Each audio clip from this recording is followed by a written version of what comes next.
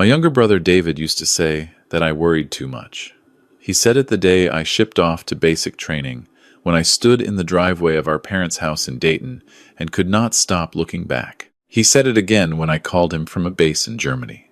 23 years old and homesick in a way I had never admitted to anyone else. He was always the calm one, the steady one, the brother who made everything feel like it was going to be all right. For 62 years, he was the person I called first. When Ellen got her diagnosis, David drove 4 hours from Cincinnati to Colorado Springs without me even asking. He just showed up at my door with a case of coffee, a bag of groceries, and that particular look he had, the one that said he wasn't going anywhere. When Ellen passed, 3 years ago last April, David sat with me on the back porch until 2 in the morning, neither of us saying much, just watching the Rockies go dark against the sky. He was my best friend. He was my only brother. And when I stood at his graveside last November, in the cold Ohio wind, I kept waiting to feel him tap my shoulder and tell me to stop worrying. He never did. David died on the 17th of October. His death certificate said cardiac arrest. He was 59 years old, and he had been in reasonably good health his entire life. Our father had lived to 81, our mother to 78. Heart disease had never run in our family the way it ran in some. I had raised that point with David's doctor once, about 8 months before he died, during a phone call that felt awkward and strange because I was essentially telling a medical professional that something did not add up. The doctor was polite, measured. He told me that David's EKG had shown some irregularities, that these things could be unpredictable, that stress was a significant factor. He used the word idiopathic. I had to look it up afterward. It means they do not know why. I did not know why either, but I knew something was wrong. I had known it for almost 2 years, since shortly after David married Sandra. I want to be fair here, because I think fairness matters. When David first introduced me to Sandra Pierce, about 4 years ago at a dinner in Cincinnati, I did not dislike her. She was attractive, sharp, quick with a laugh. David seemed happy in a way he hadn't been since his first marriage ended, and I was glad for him. His son, Ethan, who was 21 at the time, seemed cautious around her. But Ethan had always been a quiet kid, careful with his feelings, and I did not read much into it. I told myself I was being a protective older brother. I told myself to give her a chance. But things changed. They changed gradually, the way things do when someone is deliberately, methodically rearranging your life, and you only notice the rearrangement when most of the furniture is already gone. David started calling less. When I called him, he sounded distracted, distant. He began missing things: Ethan's college graduation, Christmas the year before last, my birthday dinner that Claire had organized. There was always a reason, a work obligation, a prior commitment. Sandra had already made plans. I started to feel like I was on the outside of something I could not see clearly, pressing my face against glass I did not know was there. The last time I spoke to David properly, not just a clipped 10-minute call with Sandra's voice audible in the background, was in August. He and I had a rare hour alone when Sandra had driven to Columbus for a weekend with her sister. He sounded like himself again. He laughed at an old joke. He asked about Claire and her husband, Ray. And then, near the end of the call, his voice dropped, and he said something I have turned over in my mind every day since. He said, "Frank, I need you to trust me on something. I can't explain it right now, but I need you to trust that I know what I'm doing." I asked him what he meant. He said, "Just trust me." And then Sandra's car pulled into the driveway, and he said he had to go, and that was the last real conversation we ever had. David died 6 weeks later. The funeral was held on a gray Thursday morning at a church in Hyde Park, the Cincinnati neighborhood where David had lived for the last decade. Sandra had arranged everything. The flowers were white and formal and somehow wrong for a man who had kept a vegetable garden and driven a 12-year-old pickup truck and cried openly at his son's Little League games.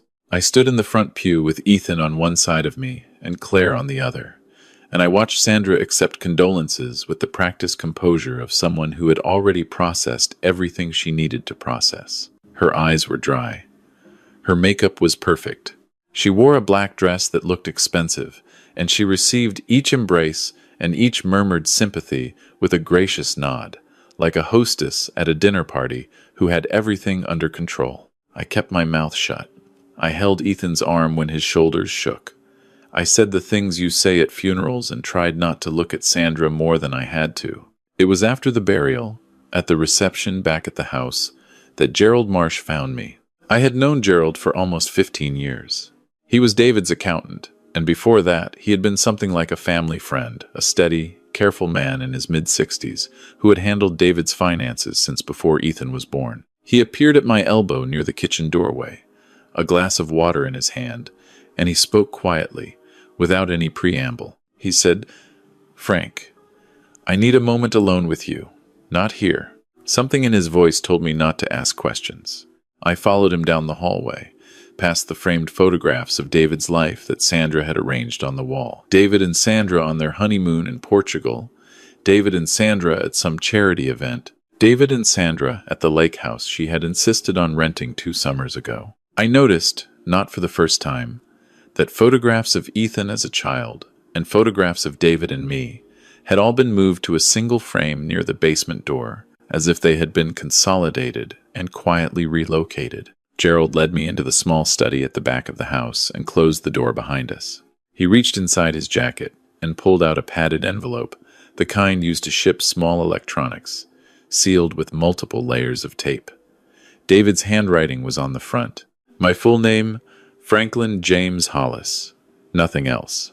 Gerald said, "David brought this to my office 4 months ago. He asked me to hold it for him and give it to you after his death. He was very specific about that.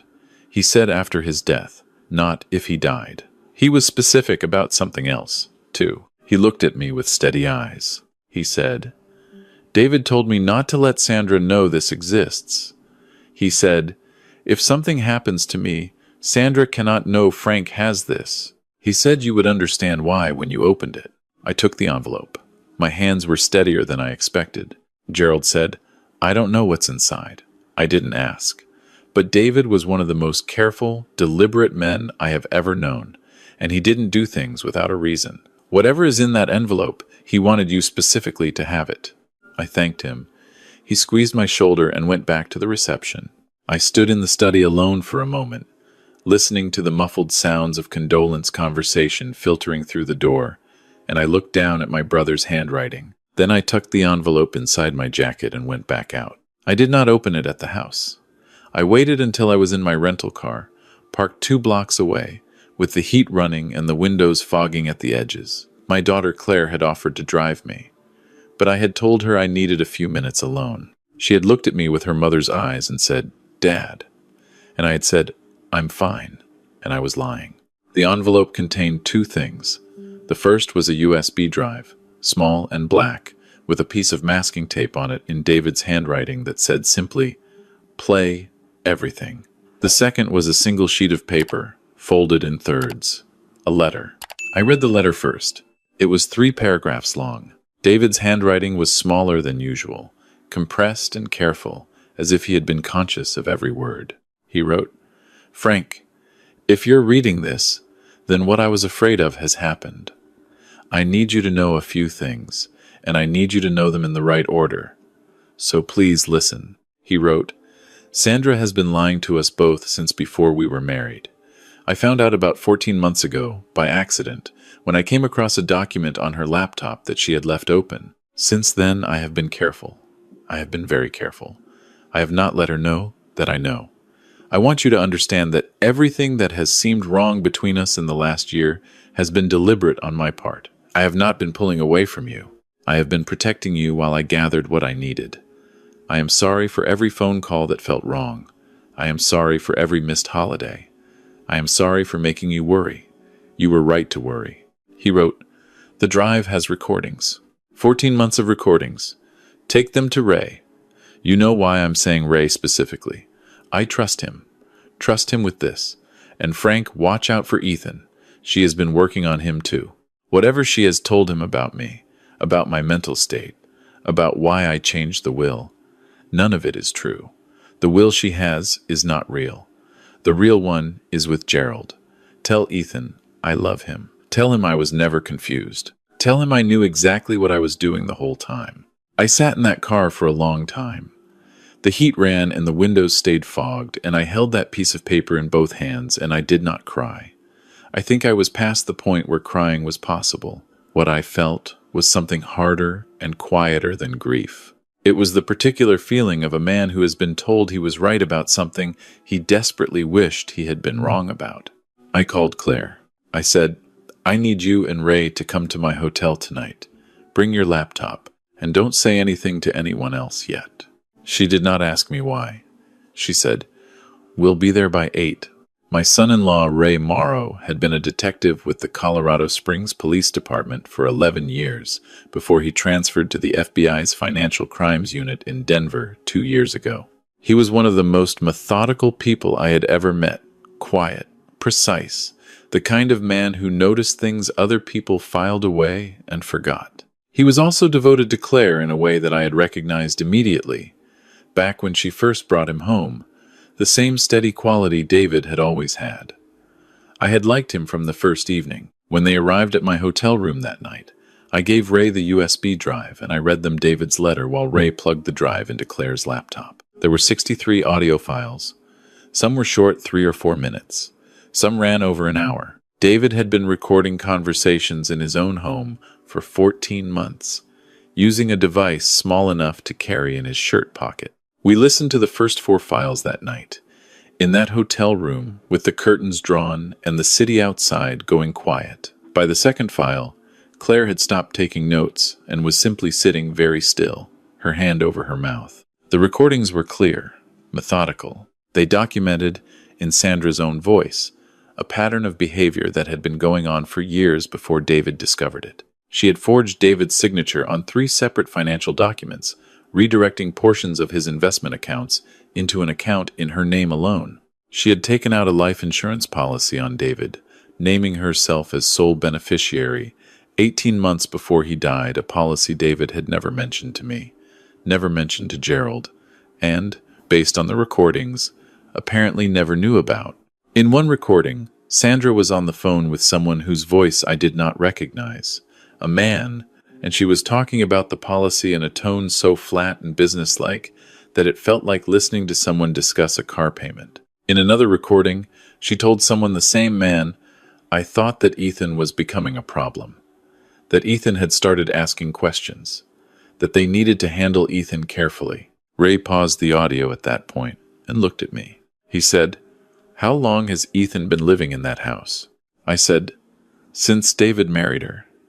David wanted him close. Ray said, where is Ethan right now? I realized I did not know. I had seen him at the funeral. I had held his arm at the graveside, but I had not seen him at the reception, now that I thought about it.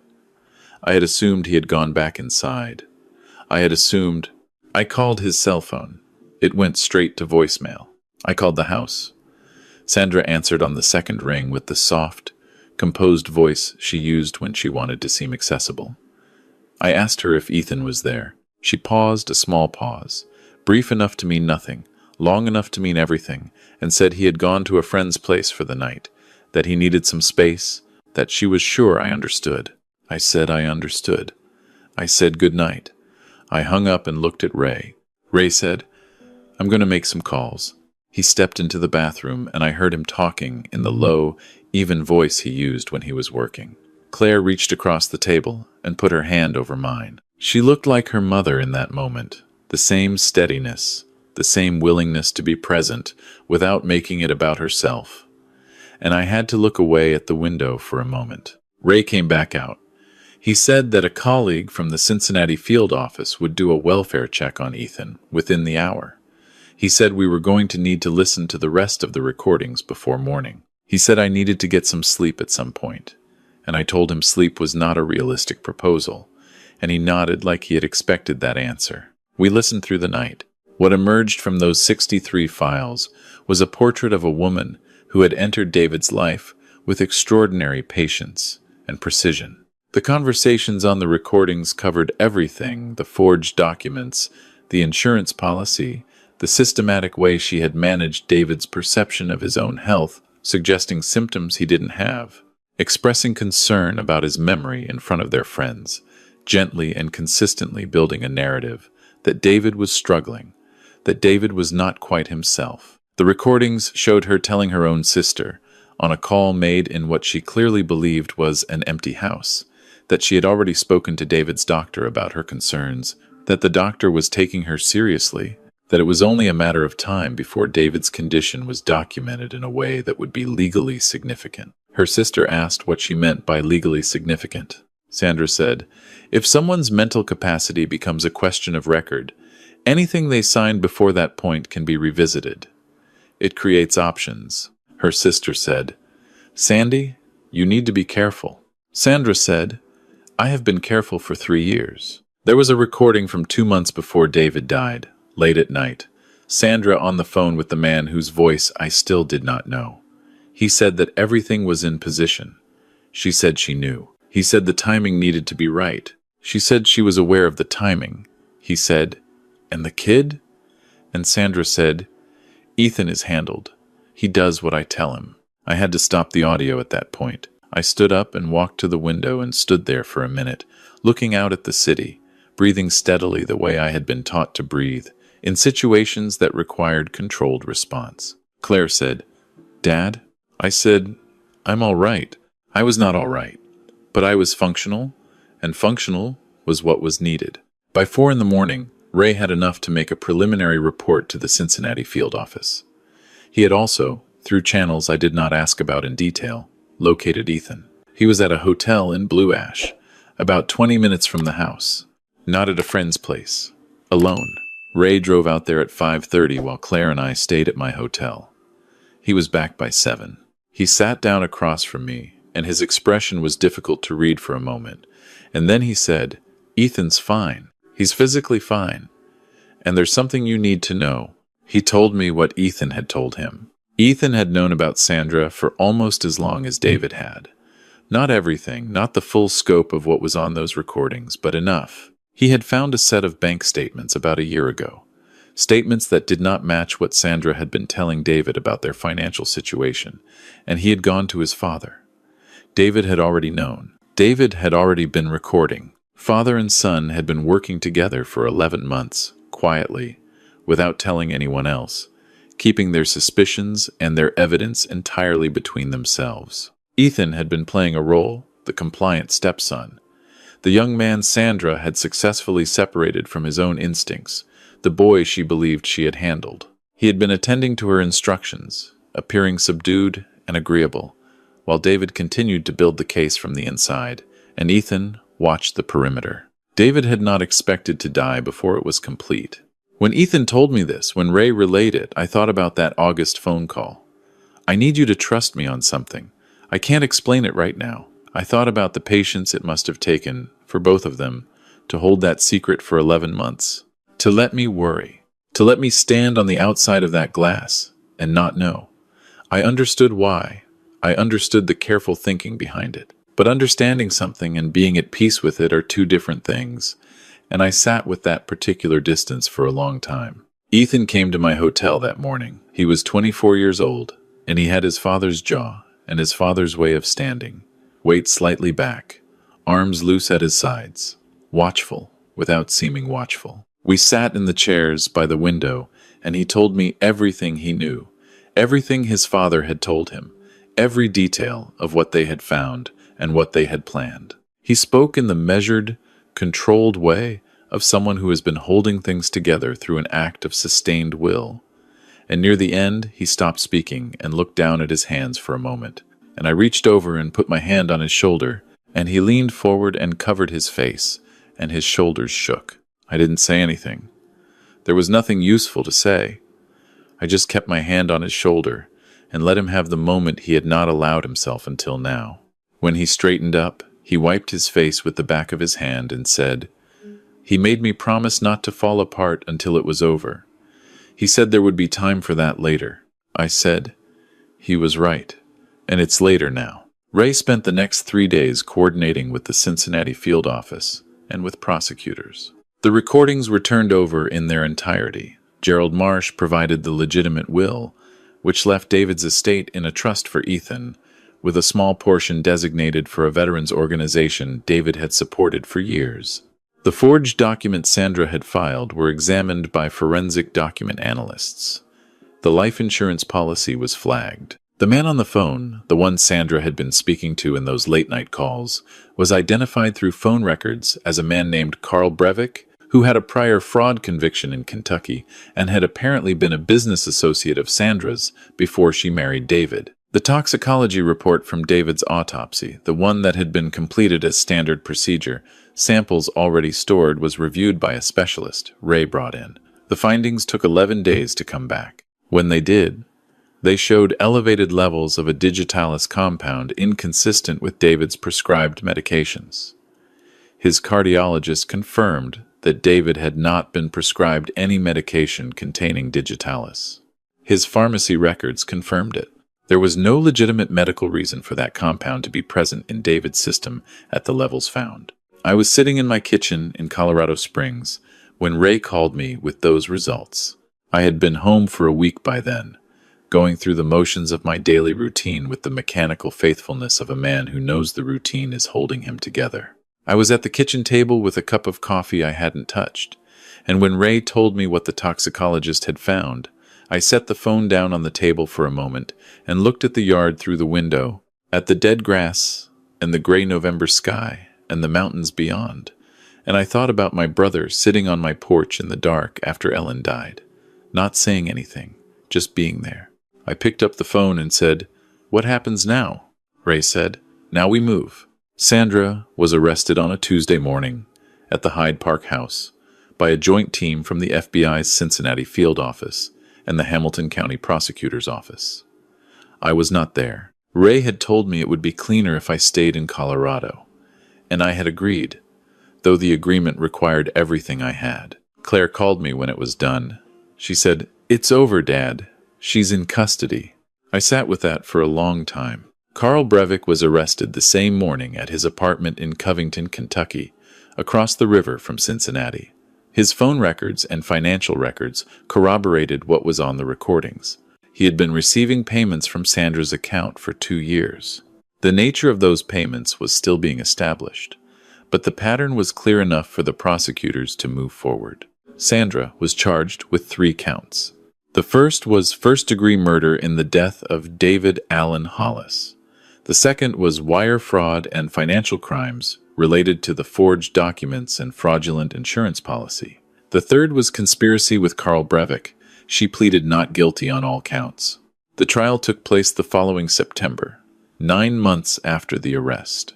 I attended every day. I sat in the gallery with Ethan on my left and Claire on my right, the same formation we had held at David's funeral, and I watched the prosecutors lay out the case piece by piece, recording by recording, document by document. The forensic accountant who testified spent nearly a full day on the stand. The toxicologist's testimony took less than 2 hours, and it was the 2 hours that held the room in the particular silence of collective reckoning. Sandra's defense argued that the recordings had been obtained without consent, that the toxicology findings were inconclusive, that the financial documents were subject to interpretation. The jury deliberated for 4 days. On the 4th day, they returned guilty verdicts on all 3 counts. Sentencing was 6 weeks later. Sandra received 42 years for the first-degree murder conviction. The fraud and conspiracy charges added 14 years to be served concurrently. She was 53 years old. Her attorney requested leniency on the basis of her prior clean record. The judge acknowledged the request and denied it. I was in the gallery for sentencing, too. When the judge read the verdict, I looked at Ethan. He was sitting very still, his jaw set, his eyes dry. He looked like his father. He looked so much like his father that I had to look away for a moment, out the high windows of the courtroom at the pale winter sky. After it was over, Ethan and I walked out of the courthouse together, onto the cold Cincinnati sidewalk, and he stopped and breathed in the cold air and let it out slowly. He said, "He would have wanted to be here for this." I said, "He was." Ethan looked at me. I said, "He built this. Every recording, every document he preserved, every choice he made for 11 months. He was here for every minute of this. We just finished it for him. Ethan nodded. We stood there for a moment, the cold moving around us, the city going on with its business the way cities do, regardless of what has just ended or begun inside the buildings that hold them. Gerald Marsh helped Ethan navigate the estate process over the following months. The legitimate will was upheld without significant challenge, the forged version having been thoroughly discredited by the forensic analysis. David's assets, the house, the investments, the small amount of savings he had managed to preserve despite Sandra's withdrawals, all passed to Ethan. The life insurance policy Sandra had taken out was voided by the insurer once the criminal conviction was secured. Carl Breivik was convicted on the fraud and conspiracy charges and sentenced to 11 years. Ethan sold the Hyde Park house in the spring. He told me he couldn't live in it, couldn't walk through those rooms, couldn't stand at the kitchen counter where his father had stood for the last years of his life, not knowing what was in his own medication. I told him I understood completely. He used part of the proceeds to buy a small house in Dayton, close to where David and I had grown up, close to the neighborhood our parents had lived in, close to the places that held the early undamaged version of the family we had all come from. He called me on a Saturday morning in April to tell me he had signed the papers. I was out in my yard, turning over the small garden bed Ellen and I had started together years ago, a project I had let go after she died and had decided, that spring, to try again. The air was cold and clean, and the mountains were sharp against the sky. Ethan said, I was thinking I might try to plant something. Dad always had that garden. I said, he did. Ethan said, do you think it's too late in the season? I said, no, I don't think it is. I think you've got plenty of time. There are things I wish I had done differently. I wish I had pushed harder when David's calls started to feel wrong. I wish I had driven to Cincinnati and stood at that front door and refused to leave until I had talked to my brother alone, in a room without her in it, for as long as it took. I wish I had trusted the specific shape of my own discomfort rather than filing it away under the category of family tension and hoping it resolved on its own. But I understand now why David needed to do it the way he did. He was protecting Ethan. He was protecting me. He was building something airtight because he understood, better than I did, what kind of woman Sandra was. And he understood that anything less than airtight would not be enough. He was methodical and patient and brave in a way that I have been trying to find the right words for since the day Gerald handed me that envelope, and I do not think I have found them yet. What I know is this. There were signs, not obscure signs, not the kind you could only decode in hindsight, but actual signs, the missed phone calls that felt wrong, the holidays that disappeared, the distracted voice, the pulled-away quality that should have told me to close the distance immediately and not accept the distance as a new condition of things. I filed those signs away. I told myself I was overreacting. I told myself David was an adult and entitled to his own life and I should not impose. I was wrong. The people who love you are not imposing when they refuse to let you disappear. I have a photograph of David and me on my refrigerator. It was taken by our father at a fishing lake in southern Ohio, sometime in the early 80s, when David was maybe 12 and I was 15. We are both looking at the camera and laughing at something, and neither of us has any idea what the next 40 years contain. We are just two brothers at a lake on a summer morning. I look at that photograph most mornings when I'm getting my coffee, and I say good morning to him, which is a thing I did not do when he was alive and wish I had started sooner. Ethan sent me a photograph last June. He had planted tomatoes and green beans and 2 rows of something he called experimental, which turned out to be squash. The plants were coming in strong. The garden looked like David's garden used to look, the same slightly overcrowded optimism, the same determination to get more out of a small space than the space technically suggested was possible. I put that photograph on the refrigerator next to the one from the lake. I will never again mistake distance for space. I will never again file away a wrong feeling under the category of none of my business. I will never again wait for the moment to be right, when the right moment is the one where I pick up the phone and say, something feels wrong, and I am not willing to pretend otherwise. David told me to trust him. He spent the last year of his life making sure that trust was worth something. The least I can do is spend the rest of mine making sure his son never has to do it alone.